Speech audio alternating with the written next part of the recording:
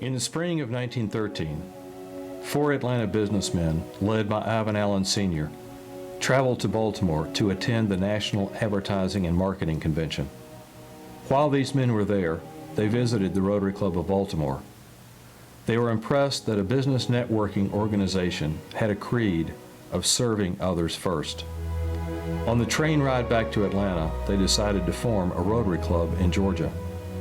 One of the first organizational meetings was held in the Atlanta law offices of United States President Woodrow Wilson. On August 1, 1913, the Rotary Club of Atlanta received its charter from Rotary International as club number 79. Since then, Rotary clubs have formed throughout the state of Georgia. And from what started as the vision of four businessmen from Atlanta, there are now 3 Rotary districts in Georgia, over 200 Rotary clubs, and over 8,000 Rotarians in Georgia. During the 2013-14 Rotary year, we have celebrated the centennial of Rotary in Georgia in 100 years of community and international service provided by Georgia Rotary clubs and Georgia Rotarians. Rotary in Georgia is not outstanding because it is 100 years old, but it is 100 years old because it is outstanding. But what is a Rotary Club? The aim of a Rotary Club should be to inspire its membership with a desire to grow in their individual capacities for service. The further aim of the club should be to stimulate its membership to be socially conscious and socially active. From such a group of men and women, the community will naturally choose its leaders. When there is important work to be done or places for leadership to be filled. The Rotarian should be a pioneer in community service. They should be ahead of the crowd and working in fields that have not already been conquered. Rotary's quest to eradicate polio and our district's leadership in addressing human trafficking are great examples of providing leadership and service for the local and global community. Several months ago, I visited the National Infantry Museum in Columbus.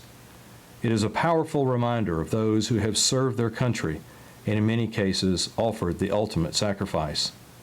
As you enter the museum, your journey through time begins with an emotional march into the past. Since its formation in 1775, it has been said that the United States Army Infantry has owned the last 100 yards of the battlefield. After the armor, naval, and air support have completed their mission, it is the infantry's job to face the enemy, bayonet to bayonet. The museum's signature exhibit is called The Last 100 Yards. A gently sloped ramp contains life-size dioramas depicting significant battles in the infantry's history, including Yorktown, Normandy, Corregidor, and others. As you enter the exhibit, you walk past mileposts that contain the core values of the infantry: loyalty, duty, respect, selfless service, honor, integrity, and personal courage. I was touched by how similar these core values are to Rotary's four-way test. As you begin the journey up the ramp, you hear the sound of marching. Is that a sound of infantry's boots on the ground? As I travel throughout our district and state this year, I have heard Rotary's boots on the ground, and I have seen the hands and feet of Rotarians making a difference in their local communities and around the world.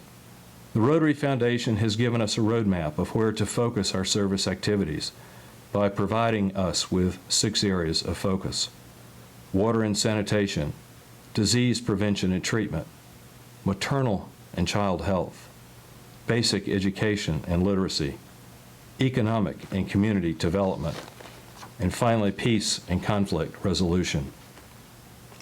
The examples of District 6900 Rotarians using the Rotary Foundation's 6 areas of focus or service are almost too numerous to mention.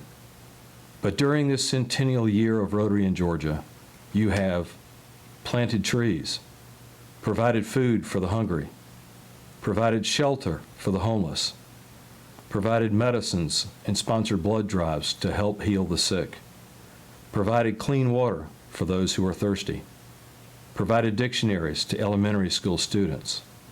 You have recognized teachers and star students. You have helped teach the illiterate to read. You have opened the doors of opportunity for the unfortunate. You've developed a culture of peace and conflict resolution. You have improved our communities by raising awareness to end human trafficking, and you have continued the fight to eradicate polio. When we do these things and others, we are surely making real the spiritual thing that we call the Rotary ideal of service. You have put this year's Rotary theme into action. You have engaged Rotary and changed lives. You have not only changed the lives of those you have served, but your lives have also been changed. And so has mine. As district governor, my goal was to serve and inspire you and the clubs. But instead, I am the one who has been inspired by your tireless energy and significant efforts to make the world a better place to live. For it is when we work together that we achieve results that far surpass what would be the sum total effort of a number of individuals working by themselves. After all, there is nothing more enheartening to the spirit, more enriching to the mind, or ennobling to the soul than for good women and men to work together in the advancement of the kingdom of heaven on this earth. Amen.